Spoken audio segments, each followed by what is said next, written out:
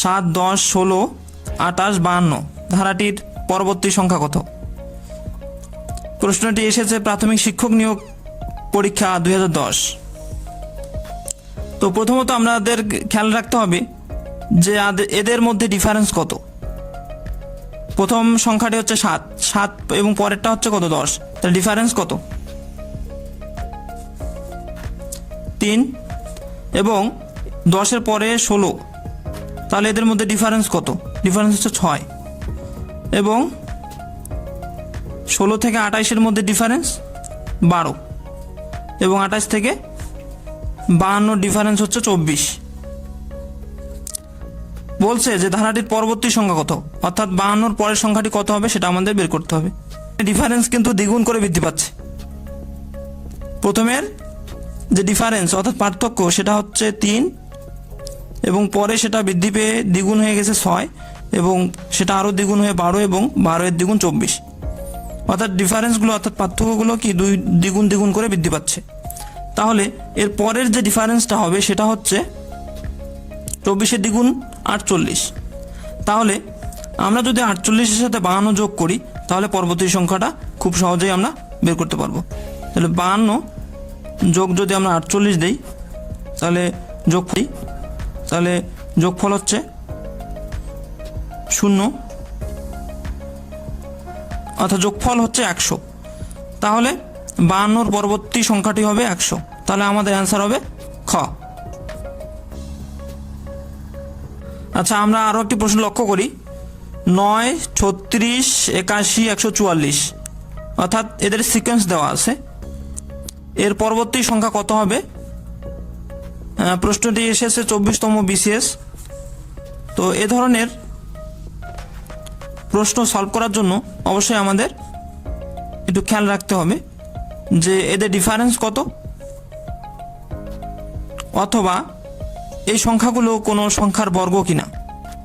তো আমরা যদি একটু লক্ষ্য করি তাহলে দেখা যাচ্ছে 3-এর বর্গ হচ্ছে 9 এবং 6-এর বর্গ হচ্ছে 36 এবং 9-এর বর্গ হচ্ছে 81 এবং 12-র বর্গ হচ্ছে 144। তাহলে আমরা যদি একটু মনোযোগ সহকারে লক্ষ্য করি দেখা যাবে যে বর্গ সংখ্যাগুলোর পার্থক্য হচ্ছে 3 করে। তো প্রথমটা যদি লক্ষ্য করি, প্রথমটা হচ্ছে 3 এবং পরেরটা হচ্ছে 6 এবং পরেরটা হচ্ছে 9 এবং পরেরটা হচ্ছে 12। তাহলে এখানে প্রত্যেকের যে বর্গ সংখ্যাগুলো আছে প্রত্যেকের পার্থক্য কিন্তু 3 করে আছে এবং 9 থেকে 12-র পার্থক্য কিন্তু 3। তাহলে এর পরবর্তী সংখ্যাটা কত হবে? অবশ্যই 15। তাহলে 12-এর সাথে 3 যোগ করলে আমাদের 15 হবে এবং তার উপরে স্কোয়ার করলে কত হবে? 225। তাহলে আমরা কিন্তু এভাবে খুব সহজেই জাস্ট 5 সেকেন্ডেই সমস্যাটা সমাধান করতে পারি। তাহলে আমাদের অ্যান্সার হবে খ। আচ্ছা, আমরা আরও একটি যদি প্রশ্ন লক্ষ্য করি, বলছে নিম্নলিখিত সংখ্যা শ্রেণীর সর্বশেষ সংখ্যার পরের সংখ্যাটি কত হবে? প্রশ্নটি এসেছে 45তম BCS। তো এখানে ধারাটা কীরকম দেওয়া আছে? প্রথমে 1, 2, 4, 7 এবং 11। তাহলে 1 এবং 2-এর পার্থক্য কত? অবশ্যই 1। এবং 2 থেকে 4-এর পার্থক্য কত হবে? 2। এবং 4 থেকে 7-এর পার্থক্য কত হবে? 3। তো আমরা যদি একটু লক্ষ্য করি যে এদের ডিফারেন্স কিন্তু অর্থাৎ পার্থক্যগুলো কিন্তু 1 করে বৃদ্ধি পাচ্ছে। যেমন প্রথমটার ক্ষেত্রে 1, পরেরটা 2 এবং তারপরেরটা হচ্ছে 3। তাহলে তারপরেরটা অবশ্যই কত হবে? 4। তো এই পার্থক্যটা হচ্ছে কত? 4। অর্থাৎ 7-এর সাথে 4 যোগ করলে 11 হবে। তাহলে পরবর্তী যে সংখ্যাটা সেটা অবশ্যই পার্থক্য হবে 5, যেহেতু সিকোয়েন্স অনুসারে কি বৃদ্ধি পাচ্ছে। অর্থাৎ 1-এর পর 2, 2-এর পর 3 এবং 4 এবং পরবর্তীতে যে সংখ্যাটা হবে তার পার্থক্য অবশ্যই 5 হবে। তাহলে আমরা যদি 11-র সাথে 5 যোগ করি তাহলে কিন্তু আমরা পরের অর্থাৎ সর্বশেষ সংখ্যাটি খুব সহজেই পেয়ে যাব। তাহলে আমাদের যোগফল হচ্ছে কত? 16। তাহলে 11-এর পরের সংখ্যাটি হবে 16 এভাবে আমরা ধারার অঙ্কগুলো খুব সহজেই জাস্ট 2 সেকেন্ডে সমাধান করতে পারি। তাহলে আমাদের অ্যান্সার হবে গ। এই সংখ্যা 650 থেকে যত বড়, 820 থেকে তত ছোট, তো সংখ্যাটি কত সেটা আমাদের বের করতে হবে। আমরা ধরে নিলাম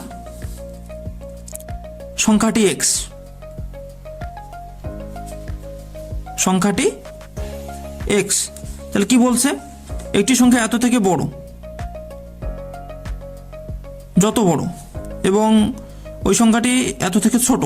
তার মানে বড় বলতে, এত থেকে বড় বলতে কি এক্স বড়। তাহলে আমরা এভাবে লিখতে পারি এক্স মাইনাস 650 সমান কি বলছে, 820 থেকে তত ছোট। তার মানে 820 মাইনাস এক্স।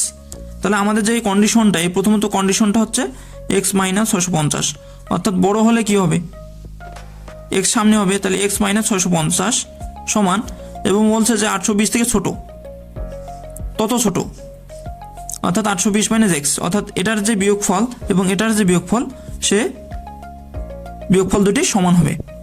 তাহলে আমরা জাস্ট এই দুটাকে সলভ করে ফেলবো। তাহলে কিভাবে লিখতে পারি, তাহলে এক্সটাকে এদিকে নিয়ে আসলে কত হবে, 2x সমান 820, এটা 650কে ওই দিকে নিয়ে গেলে 650।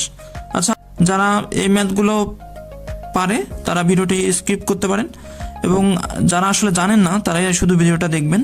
তারা শুরু থেকে শেষ পর্যন্ত ভিডিওটা দেখবেন। বা 2x সমান, আমরা যদি এই দুটো যোগ করে দেই তাহলে আমাদের যোগফল হবে 1470। বা আমরা এটাকে x এর মান যদি বের করতে চাই, তাহলে 1470কে আমরা যারা 2 দ্বারা ভাগ করি, তাহলে ভাগ করলে আমাদের অ্যান্সার আসবে 735। তাহলে আমাদের অ্যান্সার হলো খ।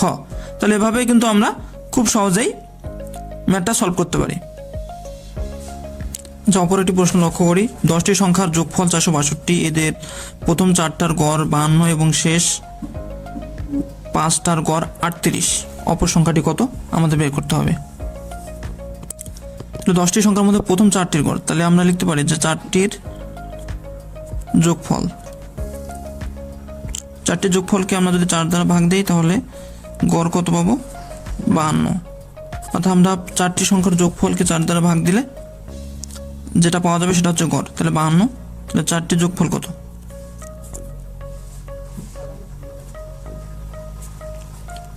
4 গুণ 52 গুণ করলে 208।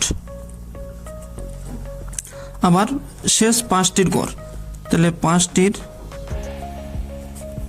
যোগফল, অর্থাৎ 5টি সংখ্যার যোগফল আমি শর্টকাটে লিখছি, 5টির যোগফল ভাগ 5 সমান 38। তাহলে অতএব 5টির গড় কত হবে, 5টির যোগফল 5 গুণ 38, তাহলে হচ্ছে 5 গুণ 38 গুণ করলে আমাদের আসছে হচ্ছে 190।